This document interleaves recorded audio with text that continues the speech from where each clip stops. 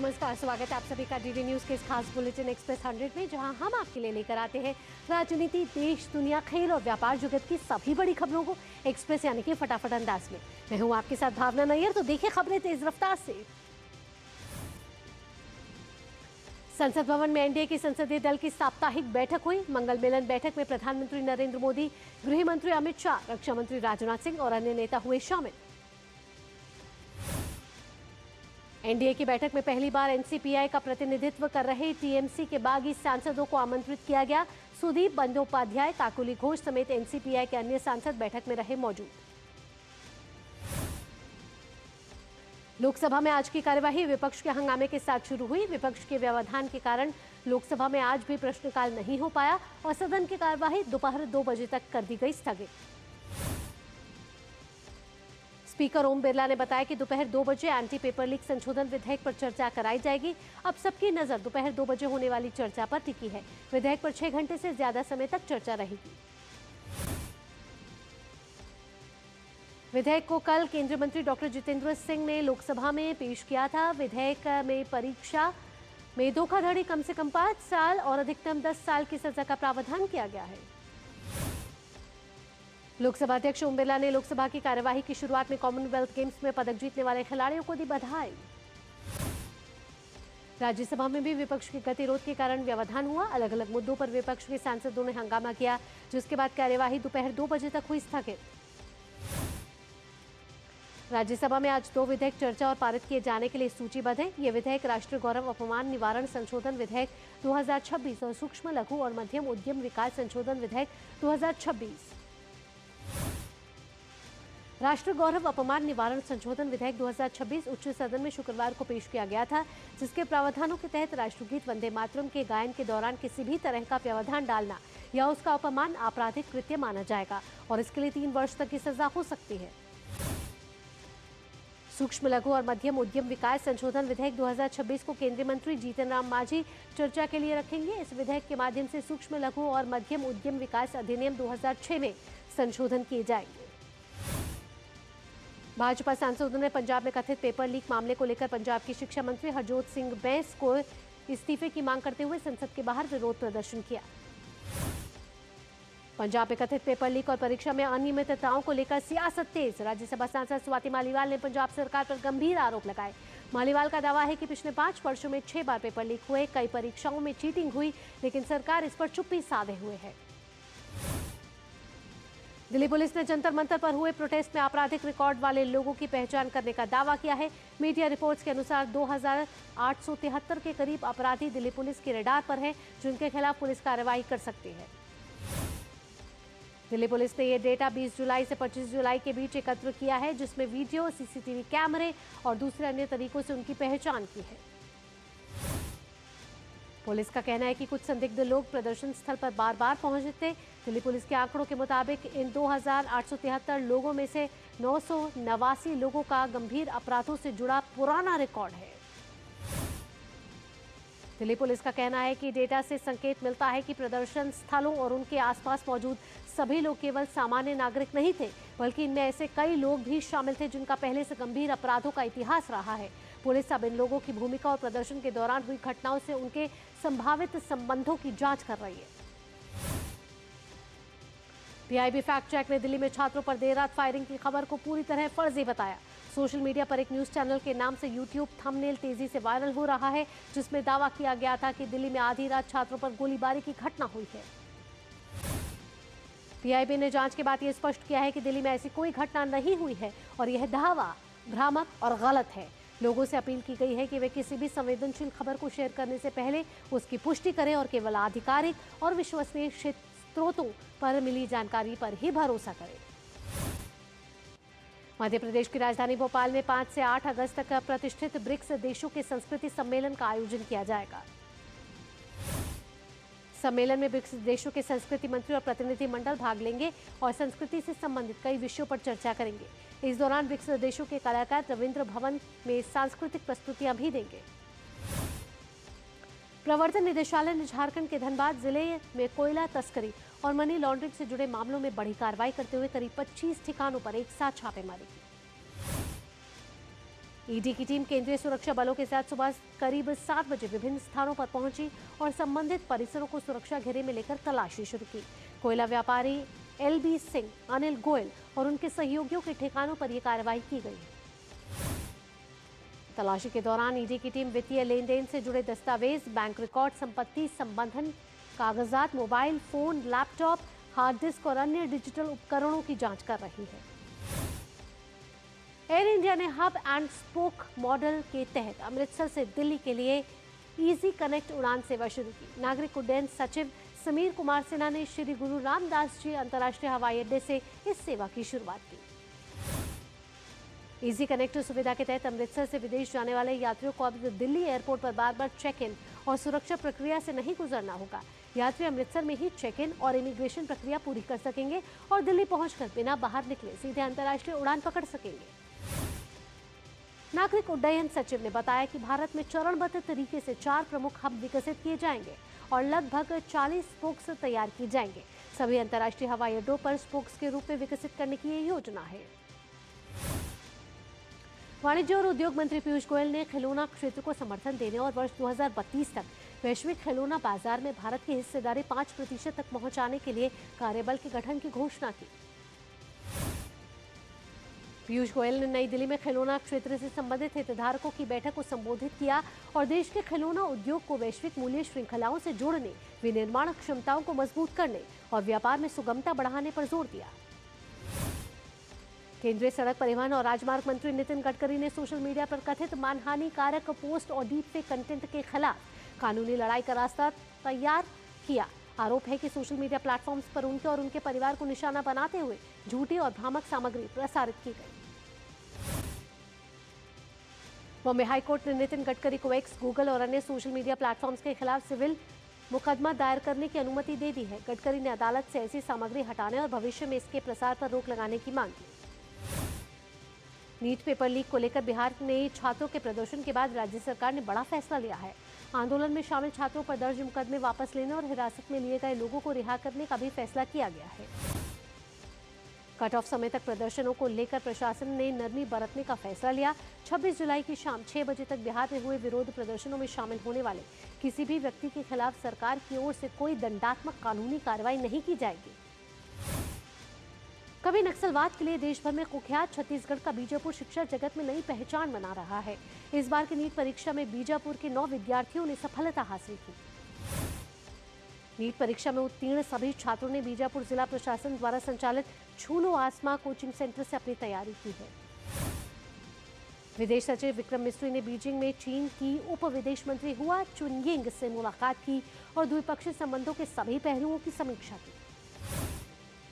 तीनों सेनाओं की महिला अधिकारियों की पहली ऑल वुमेन समुद्री यात्रा समुद्र प्रदक्षिणा की टीम ने जनरल धीरज सेठ ने बातचीत की है। इन 9 महिला अधिकारियों ने 314 दिनों की एक असाधारण समुद्री यात्रा पूरी की।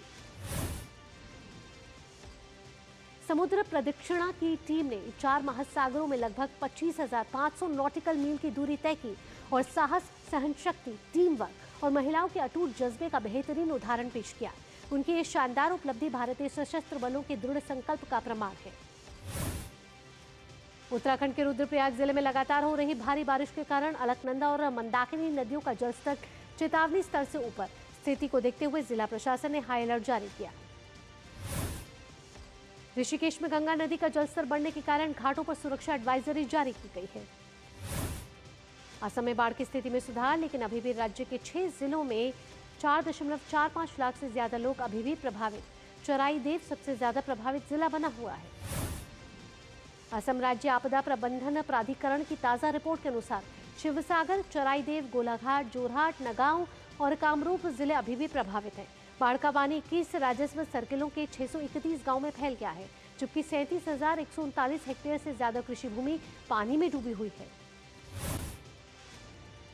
प्रभावित जिलों में 179 मेडिकल टीमें और 67 बचाव नौकाओं की तैनाती से 7 बचाव अभियान और तेजी से आगे बढ़ रहा है। नावों के जरिए 59 लोगों को सुरक्षित निकाला गया है। प्रभावित परिवारों के बीच खाद्य सामग्री, पीने का पानी, तिरपाल और अन्य जरूरी सामान बांटे जा रहे हैं। जम्मू कश्मीर के गांदरबल जिले में सड़क हादसा हो गया है। अमरनाथ यात्रियों को ले जा रही एक बस हरिगनी वान इलाके में अनियंत्रित होकर गहरी खाई में जा गिरी। हादसे में करीब 40 यात्री घायल। दुर्घटना की सूचना मिलते ही पुलिस, एसडीआरएफ, सुरक्षा बलों और स्थानीय लोगों ने मौके पर पहुंचकर राहत और बचाव अभियान शुरू किया। सभी घायलों को रेस्क्यू कर इलाज के लिए अस्पताल पहुंचाया गया। दुर्घटना के कारणों का पता लगाया जा रहा है। जम्मू कश्मीर के उप राज्यपाल मनोज सिन्हा ने सड़क हादसे में घायल अमरनाथ यात्रियों के स्वस्थ होने की जानकारी ली और स्वास्थ्य अधिकारियों को घायलों को हर संभव सहायता और बेहतर चिकित्सा सुविधा उपलब्ध कराने का निर्देश दिया। पीएम मोदी ने विश्व प्रकृति संरक्षण दिवस पर प्रकृति के संरक्षण का संदेश देते हुए कहा कि प्रकृति के संरक्षण और सम्मान ही मानवता का कल्याण निहित है। हमारी परंपरा में ही हमें इस धर्म सम्मत आचरण की प्रेरणा देती है। आज भारतीय शेयर बाजार सपाट शुरुआत के साथ खुला। शुरुआती कारोबार में आईटी शेयरों में अच्छी खरीदारी देखने को मिली, जिससे निफ्टी आईटी सूचकांक 2% से अधिक चढ़ा है। आज घरेलू और वैश्विक बाजारों में सोना चांदी की कीमतों में गिरावट दर्ज की गई। एमसीएक्स पर सोना करीब 0.8% और चांदी 1.8% तक लुढ़की। कच्चे तेल की कीमतों में गिरावट और भू राजनीतिक तनाव कम होने से आज रुपए में मजबूती देखने को मिली। शुरुआती कारोबार में रुपया 35 पैसे चढ़कर अमेरिकी डॉलर के मुकाबले 95.64 पर पहुंच गया। मेघालय सरकार ने इलेक्ट्रिक वाहन ईवी नीति 2026 को दी मंजूरी। नई नीति के तहत इलेक्ट्रिक वाहन खरीदने पर 25,000 तक का प्रोत्साहन और पंजीकरण शुल्क में पूरी छूट मिलेगी। एक्सप्रेस 100 में वक्त हो चला एक छोटे से ब्रेक का। रफ्तार भरी खबरों का सिलसिला ब्रेक के बाद भी जारी रहेगा। हर खबर की बारीकी से होती है पड़ताल, खबर के पीछे का सच और उसका सटीक विश्लेषण आप तक लेकर आते हैं हम। चाहे बात सियासत की हो या अंतर्राष्ट्रीय जगत, ग्राउंड जीरो से रखते हैं खबर पर पहली नजर। देखिए हमारा खास शो खबरों का सरपंच न्यूज पंच, रोजाना सुबह 10:30 बजे और दोपहर 2 बजे सिर्फ डीडी न्यूज पर।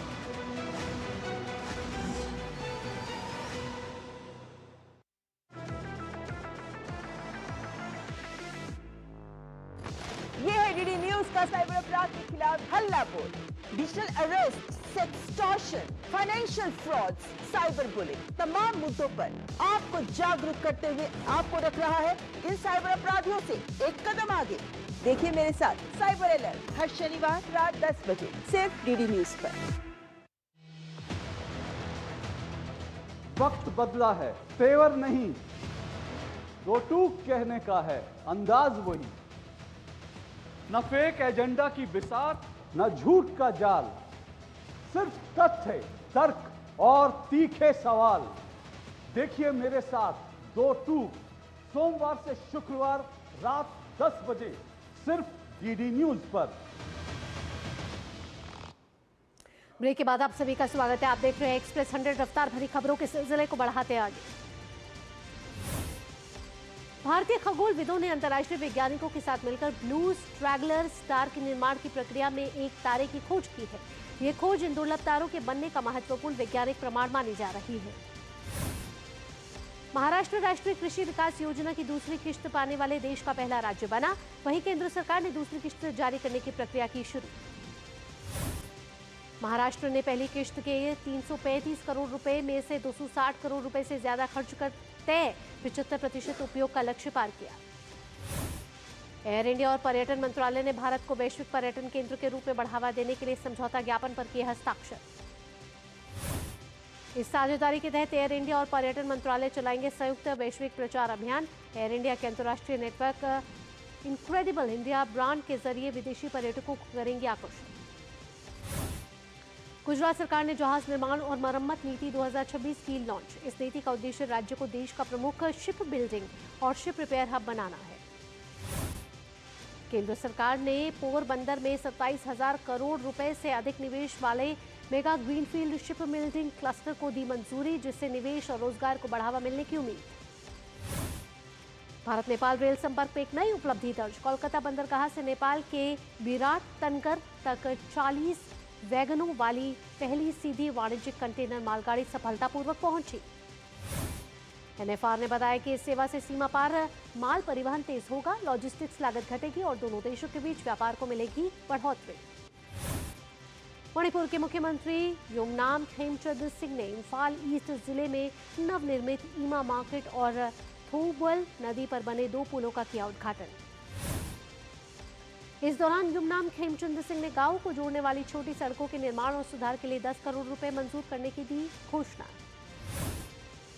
केंद्र सरकार ने 10 और 20 रुपए के पॉलीमर करेंसी नोटों के फील्ड ट्रायल के लिए आरबीआई के प्रस्ताव को दी मंजूरी। ट्रायल के तहत दोनों मूल्य वर्ग के 1-1 अरब नोट जारी किए जाएंगे। सरकार ने स्पष्ट किया है कि फिलहाल कागजी नोटों को पूरी तरह पॉलीमर नोटों से बदलने का कोई प्रस्ताव नहीं है। डाक विभाग ने स्पष्ट किया है कि लिखित मुद्रित सामग्री, बिना पुनर्विक्रय मूल्य वाले उपहार पैकेट और बैंकिंग दस्तावेज पत्र की श्रेणी में आएंगे, जबकि अन्य सभी वस्तुओं को पार्सल माना जाएगा। सरकारी कोयला कंपनी कोल इंडिया का वित्त वर्ष 2026-27 की पहली तिमाही में शुद्ध मुनाफा बढ़कर 8,852 करोड़ रुपए हुआ। इस दौरान कोल इंडिया की आय में भी 7.8% की बढ़ोतरी दर्ज की गई। तिमाही नतीजों के साथ कंपनी ने 5.50 रुपए प्रति शेयर अंतरिम डिविडेंड देने का किया ऐलान। जॉनसन एंड जॉनसन ने अपने टैल्क आधारित बेबी पाउडर से जुड़े कैंसर मामलों के निपटारे के लिए $5.5 अरब के समझौते की घोषणा। इस समझौते से करीब 69,000 मुकदमों का निपटारा होगा। हालांकि कंपनी ने दोहराया कि उसके टैल्क उत्पाद सुरक्षित हैं और उनसे कैंसर होने के आरोपों को वह स्वीकार नहीं करती।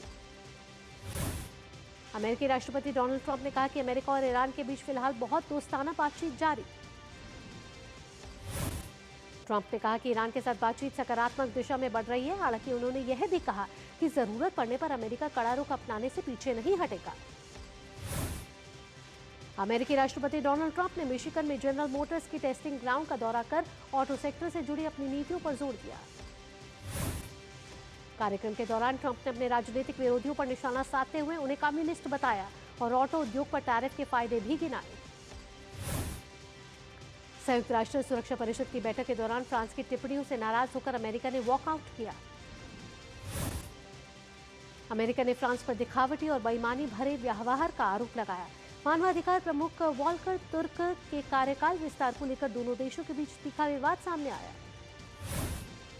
अमेरिका के सियाटल में आयोजित bite of Seattle food festival में हुई गोलीबारी में 3 लोगों की मौत, जबकि 4 अन्य घायल। गोलीबारी के बाद 15 साल के एक नाबालिग को हिरासत में लिया गया। वहीं 3 और संदिग्धों की तलाश जारी। अधिकारियों ने अभी तक गोलीबारी की वजह का खुलासा नहीं किया। बार्सिलोना मेट्रो टनल में आग लगने से करीब 120 यात्रियों को सुरक्षित बाहर निकाला गया। धुएं की वजह से 115 लोगों का इलाज किया गया, जबकि 20 लोग मामूली रूप से घायल। अधिकारियों के मुताबिक सुरंग की लाइनिंग का एक हिस्सा क्षतिग्रस्त होने के बाद आग लगी। दमकल कर्मियों ने समय रहते आग पर काबू पाया। वहीं घटना के कारणों की जांच जारी। नाइजीरिया ने दक्षिण अफ्रीका से नाइजीरियाई और अन्य अफ्रीकी प्रवासियों पर हो रहे जेनोफोबिक हमलों को रोकने के लिए ठोस कदम उठाने की मांग की। अबूजा में हुई बैठक में नाइजीरिया ने कहा कि लगातार हो रही हिंसा से दोनों देशों के संबंध प्रभावित हो रहे हैं। हालिया हिंसा के बाद अब तक 1,490 नाइजीरियाई दक्षिण अफ्रीका से वापस लौट चुके हैं। पेरू की नवनिर्वाचित राष्ट्रपति केइको फुजिमोरी आज लेंगी पद की शपथ। आपको बता दें कि इसके साथ ही वे देश की पहली निर्वाचित महिला राष्ट्रपति बनेंगी। फुजिमोरी ने कड़े मुकाबले में अपने प्रतिद्वंद्वी को बेहद कम अंतर से हराया और चौथे प्रयास में राष्ट्रपति पद हासिल किया। उनके शपथ ग्रहण के साथ पेरू में नए राजनीतिक दौर की होगी शुरुआत। अमेरिका के पूर्वी विस्कॉन्सिन में आए तेज बवंडर से कई इमारतें क्षतिग्रस्त हो गई हैं और हजारों लोग बिजली से वंचित हो गए। स्पेन के कैस्टलॉन प्रांत में भीषण जंगल की आग से करीब 8,500 हेक्टेयर क्षेत्र जला। आग के चलते 16,000 लोगों को सुरक्षित स्थानों पर पहुंचाया गया। अधिकारियों के अनुसार मध्य स्पेन में आग की रफ्तार कुछ धीमी हुई है, लेकिन कैस्टलॉन में आग अभी भी बेकाबू है। मौसम विभाग ने इस सप्ताह एक और हीट वेव की दी चेतावनी। ग्लासगो कॉमनवेल्थ गेम्स में भारत को मिला दूसरा स्वर्ण पदक। पैरा एथलीट शर्मिला धनखड़ ने शॉट पुट F57 में जीता स्वर्ण। शर्मिला ने 9.81 मीटर का सीजन का सर्वश्रेष्ठ थ्रो किया। वहीं इस स्पर्धा में भारत की शिल्पा के शायला ने 7.26 मीटर का सर्वश्रेष्ठ थ्रो करते हुए कांस्य पदक जीता। राष्ट्रमंडल में पहली बार पैरा एथलीटों ने एक ही स्पर्धा में जीते 2 पदक। केंद्रीय खेल मंत्री मनसुख मंडाविया ने शर्मिला और शिल्पा दोनों को दी बधाई। कहा दोनों की कामयाबी ने विश्व स्तर पर बढ़ाया देश का मान। भारत के युवा वेटलिफ्टर वल्लूरी अजिया बाबू ने कॉमनवेल्थ गेम्स 2026 में पुरुषों के 79वें किलोग्राम वर्ग में सिल्वर मेडल जीता। सर्वश्रेष्ठ कुशारे ने राष्ट्रमंडल खेल में इतिहास रचते हुए सोमवार को पुरुषों की ऊंची कूद प्रतिस्पर्धा में रजत पदक जीता। राष्ट्रमंडल खेलों में ऊंची कूद में सिल्वर मेडल जीतने वाले बने पहले भारतीय। भारत की भार वर्ग में बिंदिया रानी देवी ने महिलाओं के 58 किलोग्राम भार वर्ग में कांस्य पदक जीतने में कामयाबी पाई। बिंदिया रानी देवी ने स्नैच के 87 और क्लीन एंड जर्क पे 112 का वजन उठाया।